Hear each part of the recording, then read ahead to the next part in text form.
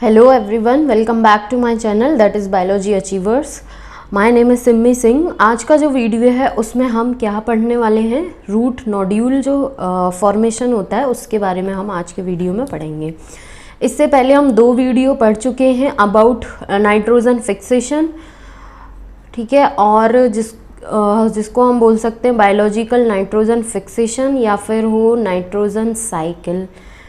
इसका जो है वीडियो हम डील कर चुके हैं, मतलब लास्ट दो वीडियो जो थी, जिसमें पहला वाला वीडियो था उसमें हमने नाइट्रोजन फिक्सेशन और नाइट्रोजन साइकिल के बारे में पढ़ा था। सेकंड लास्ट प्रीवियस जो वीडियो है, मींस लास्ट वाला जो वीडियो है, उसमें हमने बायोलॉजिकल नाइट्रोजन फिक्सेशन, उसमें भी फिर free living bacteria and symbiotic bacteria कैसे नाइट्रोजन जो फिक्सेशन है उसको करते हैं विद एग्जाम्पल्स, ये चीज़ हम पढ़ चुके हैं। आज का जो वीडियो है उसमें हम देखेंगे कि रूट नोड्यूल जो होता है, मींस नोड्यूल एक स्ट्रक्चर होता है।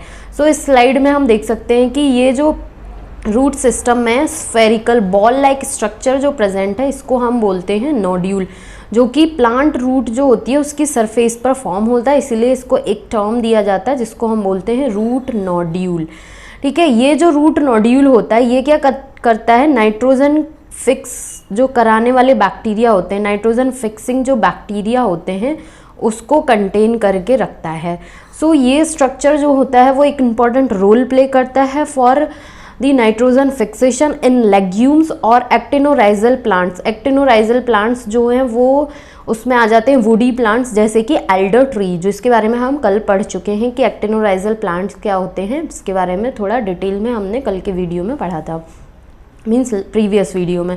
आज का जो वीडियो है वो पूरा का पूरा डील करेगा रूट नोड्यूल का फॉर्मेशन, मीन्स ये जो स्ट्रक्चर है बॉल लाइक स्ट्रक्चर जो रूट सरफेस पर फॉर्म हुआ है, तो ये कैसे फॉर्म होता है और इसमें जो नॉड फैक्टर्स होते हैं वो कैसे इंपॉर्टेंट रोल प्ले करते हैं, और जो नॉड फैक्टर के अलावा इसकी जो बायोकेमिस्ट्री है, मीन्स इसका जो फॉर्मेशन है वो कैसे होता है, ये सारी चीज़ें हम पढ़ेंगे। ये वाला स्लाइड जो है इसमें हम देख सकते हैं कि ये कोई प्लांट है, उसका रूट सिस्टम है, और उस रूट सिस्टम के साथ एसोसिएटेड है ये रूट नोड्यूल, मीन्स नोड्यूल है जिसको मिलाकर हम रूट नोड्यूल बोलते हैं।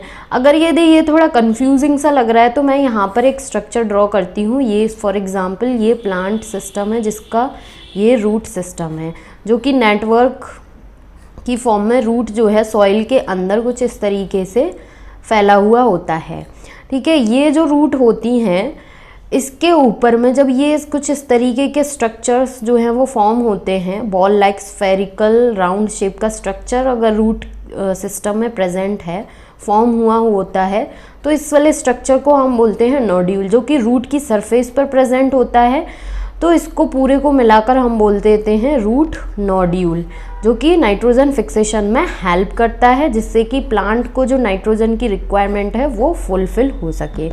आई होप कि ये वाला स्ट्रक्चर के थ्रू अब ये वाला स्ट्रक्चर अच्छे से समझ में आ रहा होगा कि रूट नोड्यूल जो होता है वो क्या होता है। नाउ अब हम मूव करते हैं कुछ नोड्यूल जो है उसके बारे में, कुछ पॉइंट्स जो हैं उनको देखते हैं, फिर उसके बाद नोड जीन्स के बारे में पढ़ेंगे and then biochemistry of nodule formation.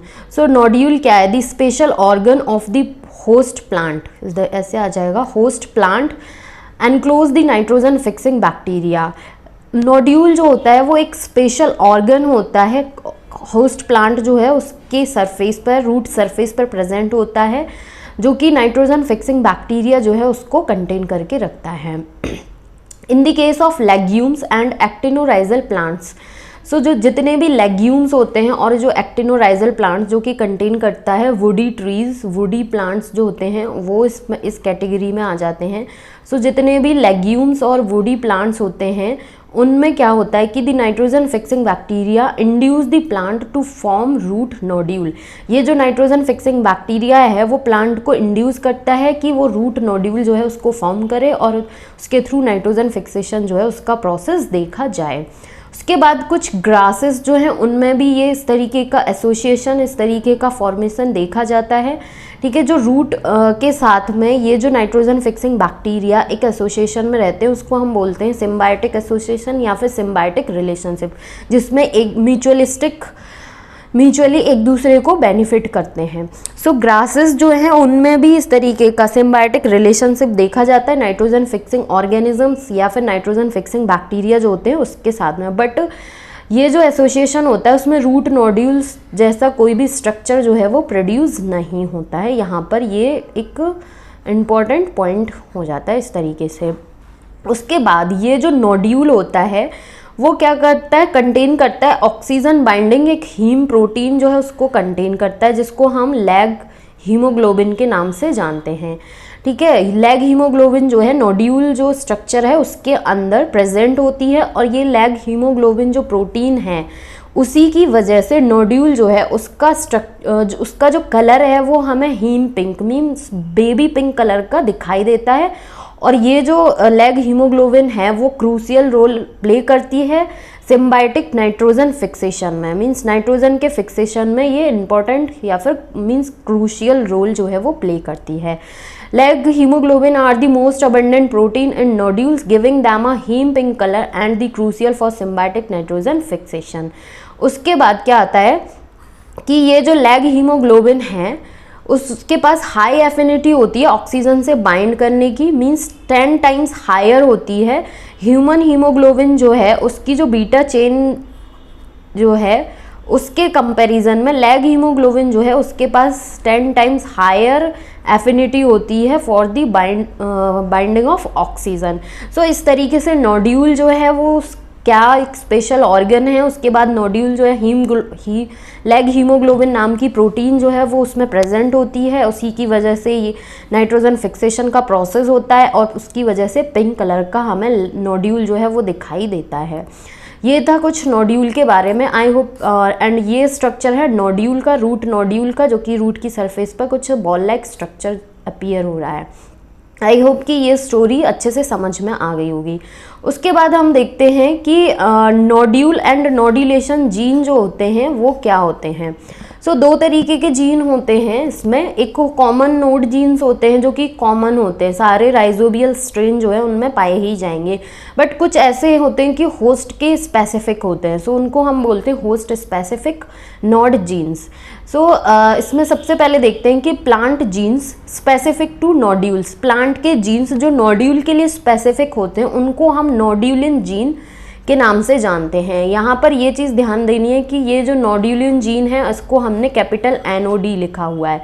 सो ये एक अलग कैटेगरी है। उसके बाद जो राइजोबियल जीन्स हैं जो पार्टिसिपेट करते हैं नोड्यूल के फॉर्मेशन में उनको हम जानते हैं नोड्यूलेशन जीन के नाम से, जिसको हम स्मॉल NOD से लिखते हैं। सो ये दो कैटेगरी हैं नोड जीन्स की। उसके बाद नोड जीन्स जो होते हैं वो दो तरीके के होते हैं, common nod genes and host specific nod genes. So अगर यदि हम कॉमन नोड जीन्स की बात करें तो उसमें आ जाता है node A, node B and node C, जो कि सारे के सारे राइजोबियल स्ट्रेन्स में पाया जाएगा। बट कुछ होस्ट स्पेसिफिक नोड जीन्स होते हैं जैसे कि P हो गया, Q हो गया, H हो गया, F हो गया, E हो गया, L हो गया। ये क्या है, ये डिफर करते हैं among rhizobial species and determine the host range. जो राइजोबियल स्पीसीज होते हैं उसके बीच में ये डिफर करते हैं और होस्ट रेंज जो है उसको डिटरमाइन करने का काम करते हैं कौन, होस्ट स्पेसिफिक नोड जीन्स। ठीक है, जैसे अब इसमें कोई ज़रूरी नहीं है कि हमें P, Q, H, F, E, L इस तरीके से याद करना है। अल्फ़ाबेटिकली भी हम इसको ऐसे याद रख सकते हैं, E, F, H, L, P, Q। ये सारे के सारे कौन से होस्ट स्पेसिफिक नोड जीन हैं। सो इस तरीके से दो देख लिए, common nod genes and host specific nod genes. उसके अलावा एक ऐसा रेगुलेटरी नोड जीन होता है जो कि कॉन्स्टिट्यूटिवली एक्सप्रेस्ड होता है, मीन्स लगातार उसका एक्सप्रेशन होता रहता है, जिसको हम node D, regulatory node D के नाम से जानते हैं। ये कॉन्स्टिट्यूटिवली एक्सप्रेस्ड होता है। सो ये था कुछ नोड जीन्स के बारे में। अब हम स्ट्रक्चर की तरफ अगर जाएं नोड जीन्स के, तो नोड जीन्स जो होते हैं वो लिपोकाइटिन ओलिगोसैकेराइड मॉलिक्यूल होता है, जिसमें लिंकेज जो होती है वो किस तरीके की लिंकेज पाई जाती है, बीटा 1,4 लिंक्ड जो लिंकेज होती है वो पाई जाती है। बिकॉज इस तरीके से क्वेश्चन जो है वो अराइज होते हैं एग्जाम्स में कि nod factors are lipochitin oligosaccharide. ये लिपोकाइटिन ऑलिगोसैकेराइड सिग्नल मॉलिक्यूल्स होते हैं, all of which have a, सारे के सारे जो है उनमें chitin beta 1,4 linked and acetyl D glucosamine backbone पाई जाएगी, जिसमें लिंकेज जो है वो बीटा 1,4 टाइप की होगी। एंड फैटी एसिड चेन जो है वो कहाँ पे प्रेजेंट होगा, C2 position of non reducing sugar. So non reducing sugar वाला जो पार्ट होगा उसमें C2 पोजीशन पे फैटी एसिड चेन प्रेजेंट होगी, और उसके बाद इसमें chitin beta 1,4 linked N acetyl D glucosamine backbone पाई जाती है। लिपोकाइटिन ऑलिगोसैकेराइड होते हैं नॉड फैक्टर्स। आई होप कि नॉड फैक्टर्स, उसके टाइप एंड उसका स्ट्रक्चर बेसिस पे ये चीज़ें क्लियर हो गई होंगी। उसके बाद हम देखते हैं कि जो कॉमन नोड जीन्स होते हैं, मीन्स कि A, B एंड C, ये हमने देखा कि कॉमन नोड जीन है 3 टाइप के। तो हर एक नोड जीन जो है वो पर्टिकुलर एंजाइम को एनकोड करता है। So 3 of the nod genes A, B and C encode enzyme nod A, B and C respectively. So अगर यदि हम नोड A की बात करें तो ये कौन से एंजाइम को एनकोड करता है, एन एसाइल ट्रांसफरेज। यहाँ पर नाम पर बहुत अच्छे से ध्यान देना, एसाइल ट्रांसफरेज है, एसिटाइल ट्रांसफरेज नहीं है। सो नोड A जो है वो एन एसाइल ट्रांसफरेज नाम के एंजाइम को एनकोड करता है, जो कि अब ये एंजाइम जो है वो क्या करता है, that catalyse the addition of fatty acyl chain. Fatty acyl chain के एडिशन जो है उसको कैटेलाइज करने का काम करता है कौन, एन एसाइल ट्रांसफरेज। उसके बाद आ जाता है सेकंड जो नोड जीन है वो है नोड बी। नोड बी जो है वो किसको एनकोड करता है, ये एनकोड करता है काइटिन ऑलिगोसैकेराइड डी एसिटाइलेज। अब डी एसिटाइलेज से हमें समझ में आ रहा है कि ये किसी ना किसी ग्रुप का रिमूवल करेगा। डी से रिमूवल हो गया, एसिटाइलेज मीन्स एसिटाइल ग्रुप जो है उसका रिमूवल करेगा। सो ये एंजाइम क्या करता है, that remove the acetyl group from the terminal non reducing sugar. Terminal non reducing sugar जो है उससे एसिटाइल ग्रुप को रिमूव करने का काम कौन करता है, काइटिन ऑलिगोसैकेराइड डी एसिटाइलेज। उसके बाद आ जाता है थर्ड नोड जीन, जिसको हम जानते हैं नोड सी के नाम से। अब ये क्या किस एंजाइम को एनकोड करता है, ये एनकोड करता है काइटिन ऑलिगोसैकेराइड सिंथेज नाम के एंजाइम जो है उसको एनकोड करता है। और ये एंजाइम जो है वो क्या करता है, that link N acetyl D glucosamine monomers. N acetyl D glucosamine monomers जो हैं उनको लिंक कराने का काम कौन करता है, काइटिन ऑलिगोसैकेराइड सिंथेज नाम का एंजाइम, जो कि नोड सी जो जीन है वो इसको कोड कर रहा होता है। आई होप कि ये वाले जो नोड फैक्टर्स हैं, नोड फैक्टर का स्ट्रक्चर, उसके बाद पर्टिकुलर एंजाइम को एनकोड कर रहा है और उस एंजाइम का क्या काम है, ये चीज़ अच्छे से समझ में आ गई होगी ना। अब आगे की स्टोरी की तरफ मूव करते हैं कि biochemistry of root nodule formation.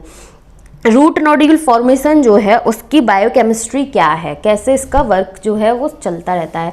So the formation of symbiotic relationship between the nitrogen fixing bacteria and their host is migration of the bacteria towards the roots of the host plant.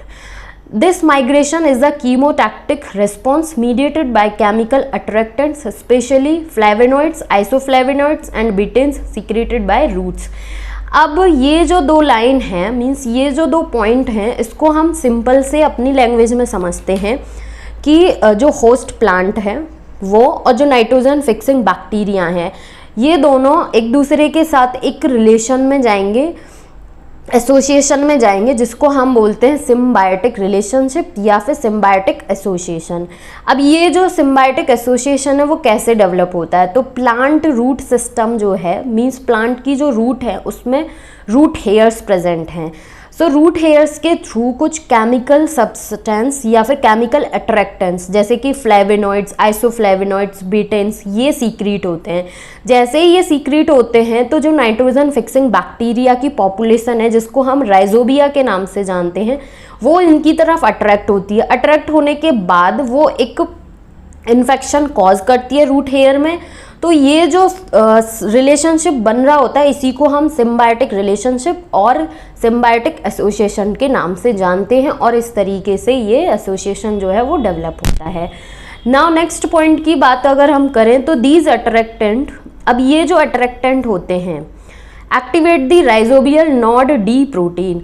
जैसे कि हमने देखा कि chemical attractant जैसे कि आइसोफ्लेविनॉइड्स, फ्लेविनॉइड्स, betaines. तो ये जो अट्रैक्टेंट होते हैं वो क्या करते हैं, राइजोबियल नॉड डी प्रोटीन जो कि कॉन्स्टिट्यूटिवली एक्सप्रेस हो रही है, ठीक है, उसको एक्टिवेट कर देते हैं। अब जब ये प्रोटीन एक्टिवेट होगी उसके बाद ही अदर नॉड जीन्स जो हैं वो एक्टिवेट होंगे। अब ये कैसे एक्टिवेट होते हैं other nod genes? So the promoter region of all nod operons except that of nod D. Nod D जो है उसको छोड़कर जितने भी अदर नोड जीन्स या फिर ओपेरॉन्स की जो प्रमोटर मीन्स स्टार्टिंग साइट जो होती है उसमें एक हाईली कंजर्व सीक्वेंस पाया जाता है जिसको हम नॉड बॉक्स के नाम से जानते हैं। अब ये जो नॉड डी प्रोटीन है वो इस नॉड बॉक्स के साथ बाइंड होगी। बाइंड होने के बाद ये अदर जो नॉड जीन्स हैं उनको एक्टिवेट करने का काम करती है। सो इस तरीके से नॉड जीन्स जो है उनका एक्टिवेशन होता है। So the promoter region of all nod operons except that of nod D contain a highly conserved sequence called nod box. Binding of the activated node D to the node box induce transcription of the other node genes। So इस तरीके से other node genes जो है उनका activation हो जाता है।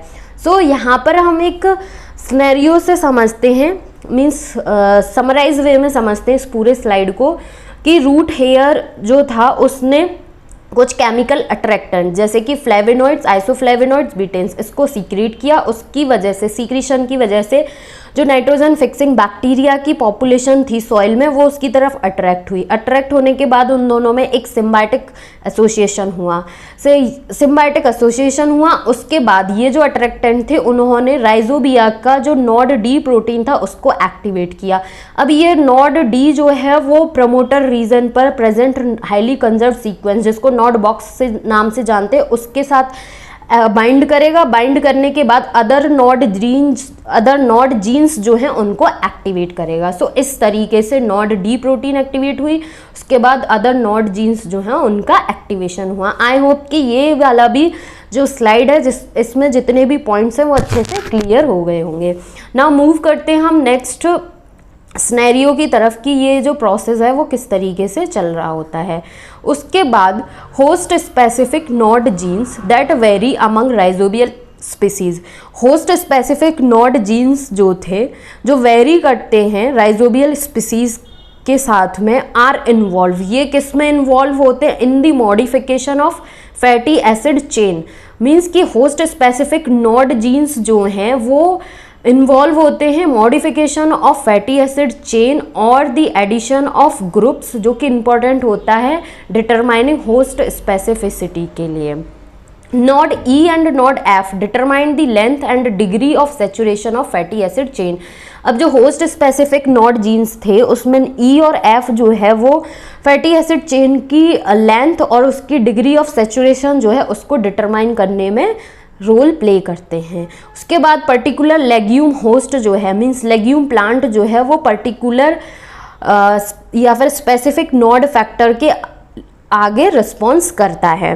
The legume receptor for nod factor. अब जो लेग्यूम प्लांट्स जो होते हैं उनमें नॉड फैक्टर के लिए एक रिसेप्टर पाया जाता है। सो ये रिसेप्टर क्या होता है? ये रिसेप्टर एक प्रोटीन काइनेज होता है जिसके extra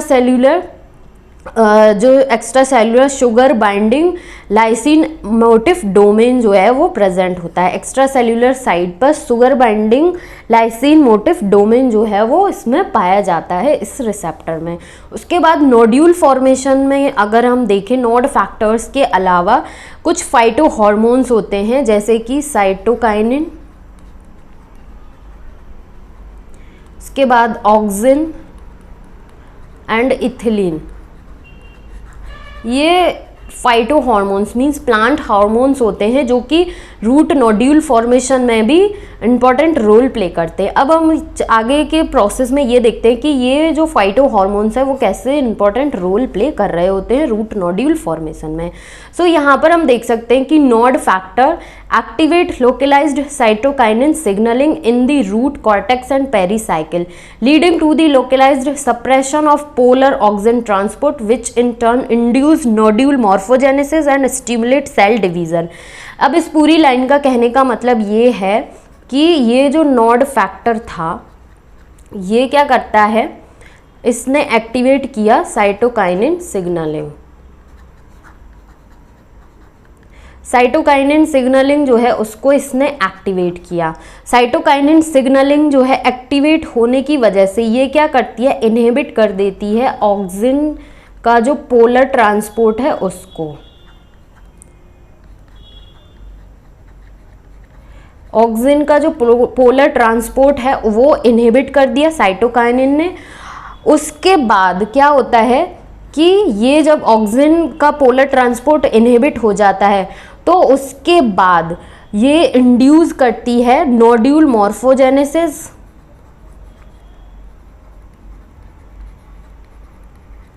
nodule morphogenesis means nodule में जो सेल डिवीज़न है उसको इंड्यूस करती है, मीन्स बढ़ाने का काम फिर करता है इस तरीके से। सो साइटोकाइनिन जो है वो कैसे रूट नोड्यूल फॉर्मेशन में हेल्प कर रहा होता है कि एक तो ऑक्सिन का जो पोलर ट्रांसपोर्ट है उसको इनहिबिट कर देता है और उसके बाद नोड्यूल मॉर्फोजेनेसिस सेल डिवीज़न जो है उसको स्टिमुलेट करता है, इंड्यूस करता है, बढ़ावा देता है। उसके बाद इथिलीन जो होती है is synthesised in the region of pericycle. Ethylene जो है वो पेरिसाइकिल वाला रीजन जो है वहाँ पर सिंथेसाइज्ड हो रही होती है and block the cell division. ये क्या करती है, सेल डिवीज़न जो कि फ्लोएम पोल्स जो है रूट के उसके अपोज्ड में जो सेल डिवीज़न है उसको ब्लॉक करने का काम करती है। सो इस तरीके से इथाइलिन साइटोकाइनिन जो है वो रूट नोड्यूल फॉर्मेशन में इंपॉर्टेंट रोल जो है वो प्ले कर रहे होते हैं। नाउ नेक्स्ट जो सिनेरियो है, अब एक्चुअल में आता है कि जो रूट नोड्यूल का फॉर्मेशन है उसका प्रोसेस कैसे चल रहा होता है। तो रूट नोड्यूल का जो फॉर्मेशन है उसमें दो प्रोसेस होते हैं, एक इन्फेक्शन और उसके बाद एक ऑर्गेनोजेनेसिस। ये दो प्रोसेस जो है वो साइमल्टेनियसली रूट नोड्यूल फॉर्मेशन के टाइम पर चल रहे होते हैं साथ ही साथ में। The infection thread filled with the proliferating rhizobia elongates through the root hair.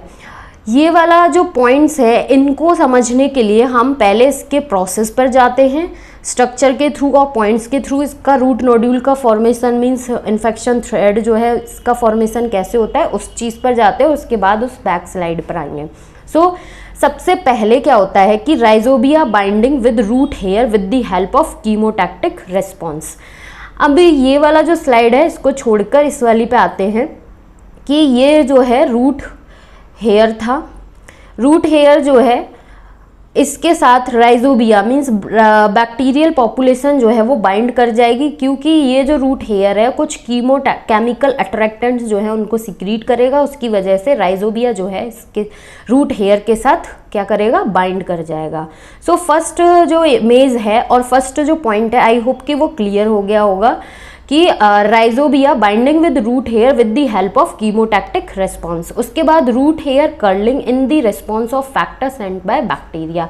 अब ये जो रूट हेयर है ये कर्ल हो जाता है क्योंकि जो ये जो राइजोबिया की पॉपुलेशन है वो कुछ फैक्टर्स जो है उनको सेंड करता है, जिसकी वजह से रूट हेयर जो है उसमें कर्लिंग हो जाती है या फिर हुक का फॉर्मेशन हो जाता है। जो कर्लिंग है उसको हम हुक फॉर्मेशन के नाम से भी जानते हैं। So now second point and second image से ये चीज़ हमारी क्लियर हो चुकी होगी। उसके बाद थर्ड पॉइंट जो है root hair wall degradation then formation of infection thread. अब थर्ड में ये बोल रहा है कि ये जो रूट हेयर वॉल है, ये जो राइजोबिया पॉपुलेशन है ये क्या करती है, ये इसकी वॉल को डिग्रेड कर देती है। डिग्रेड करने के बाद इन्फेक्शन थ्रेड जो है उसका फॉर्मेशन करती है। सो इस तरीके से इन्फेक्शन थ्रेड जो है उसका फॉर्मेशन हो जाता है। इसके बाद infection thread fuse with plasma membrane of root hair cell.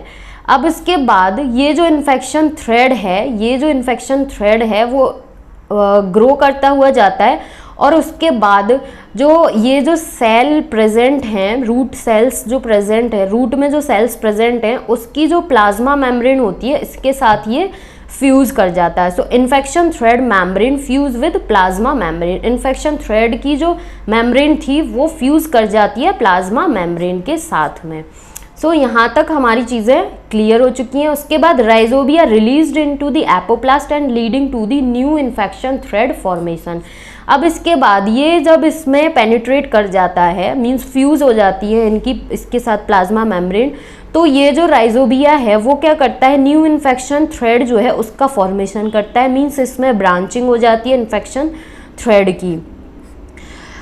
Infection thread जो है, न्यू इन्फेक्शन थ्रेड का फॉर्मेशन इस तरीके से होता रहता है। The infection thread x tends and branches until it reaches target. और ये जो इन्फेक्शन थ्रेड जो फॉर्म हो रहा है, न्यू इन्फेक्शन थ्रेड मीन्स उसमें जो ब्रांचिंग हो रही है या उसका एक्सटेंशन जो हो रहा है, वो ये एक्सटेंशन तब तक होता है जब तक कि राइजोबिया का जो पॉपुलेशन है या जो इन्फेक्शन थ्रेड है वो अपनी टारगेट सेल तक ना पहुंच जाए। उसके बाद where vesicle composed of plant membrane, उसके बाद ये जो वेसिकल प्लांट मेम्ब्रेन को कंपोज्ड कर रही होती है, that bacterial cells are released into the cytosol. और उसके बाद फिर ये जो बैक्टीरियल सेल्स जो उसमें प्रेजेंट थी उसको रिलीज कर देता है साइटोसोल में, साइटोसोल में रिलीज कर देता है। उसके बाद ये जो इस तरीके का स्ट्रक्चर बना हुआ होता है वेसिकल कंटेनिंग राइजोबिया, इसको हम बैक्टीरोइड्स के नाम से जानते हैं इस स्ट्रक्चर को। सो अगर यदि हम इस वाले स्लाइड की बात करें कि ये वाला जो स्लाइड है इसमें यहाँ पर हम देखते हैं कि ये एक प्लांट है, प्लांट का रूट सिस्टम है। रूट सिस्टम जो है अगर यदि उसका हम स्मॉल सा पोर्शन कट करें तो वो कुछ इस तरीके का हमें शो होता है जिसमें रूट हेयर्स प्रेजेंट है। ये रूट हेयर्स जो है वो कुछ केमिकल अट्रैक्टेंट सीक्रेट करते हैं जिसके वजह से राइजोबिया की पॉपुलेशन जो है उसकी तरफ अट्रैक्ट हो जाती है। अट्रैक्ट होने के बाद इसके साथ ये कुछ फैक्टर्स रिलीज करती है। फैक्टर्स रिलीज करने की वजह से ये जो रूट हेयर है उसमें कर्लिंग हुक फॉर्मेशन हो जाता है और अपनी पॉपुलेशन जो है उसको ग्रो करता रहता है, इन्फेक्शन थ्रेड का फॉर्मेशन हो जाता है और ये अपनी पॉपुलेशन को इतना सारा ग्रो कर लेता है कि कुछ इस तरीके का स्ट्रक्चर हमें हो रहा होता है। मीन्स कि जो वेसिकल है वो राइजोबिया को कंटेन कर रही होती है। तो ये इस तरीके के यहाँ पे बहुत सारे स्ट्रक्चर है जिसको हम बैक्टीरोइड्स के नाम से जानते हैं। और ये स्ट्रक्चर मैच्योर होने के बाद कुछ इस तरीके का बॉल लाइक स्ट्रक्चर हमें रूट सरफेस पर शो होता है जिसको हम बोलते हैं रूट नोड्यूल।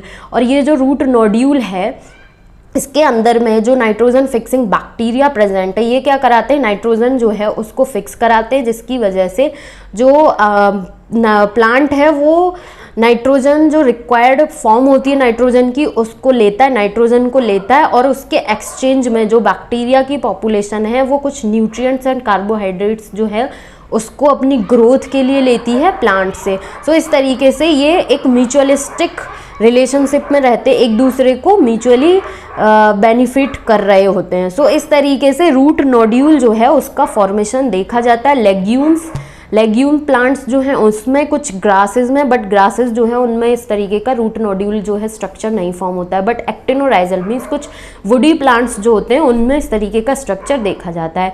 अगर हम इस वाले स्लाइड की बात करें तो इसमें भी देख सकते हैं कि ये रूट हेयर है जिसके आसपास में कुछ सॉइल पार्टिकल है, बैक्टीरियल सेल्स हैं। बैक्टीरियल सेल्स जो है वो हुक का फॉर्मेशन मीन्स कर्लिंग कराती, कर्लिंग कराने के बाद इसकी वॉल को डिग्रेड करके इसके अंदर थ्रेड, इन्फेक्शन थ्रेड जो है उसका फॉर्मेशन करती हैं और सेल के साथ फ्यूज़ हो जाती है प्लाज्मा मेम्ब्रेन के साथ। और उसके बाद ये जो इन्फेक्शन थ्रेड था वो न्यू इन्फेक्शन थ्रेड का फॉर्मेशन कर रहा होता है और उसके बाद मैच्योर फॉर्म में नोड्यूल जो है वो इस तरीके का सर्कल फॉर्म में हमें दिखाई देता है जिसको हम रूट नोड्यूल बोलते हैं। आई होप कि ये जो रूट नोड्यूल का प्रोसेस है वो अच्छे से समझ में आ गया होगा। और इससे पहले जो 2 स्लाइड में हम पढ़ चुके हैं biological nitrogen fixation and nitrogen cycle, nitrogen fixation के बारे में, वो भी क्लियर हो गया होगा। अगर कोई डाउट रहता है तो उसके लिए आप मुझे कमेंट कर सकते हैं जिससे कि मैं उसको भी क्लियर कर सकूं। और अगर यदि नहीं समझ में आती है तो एक बार रिपीट मोड पर मीन्स 2 बार वीडियो जो है उसको देखें जिससे कि आराम से अच्छे से ध्यान लगा कर देखें, अच्छे से समझ में आ जाएगा। Thank you so much for watching.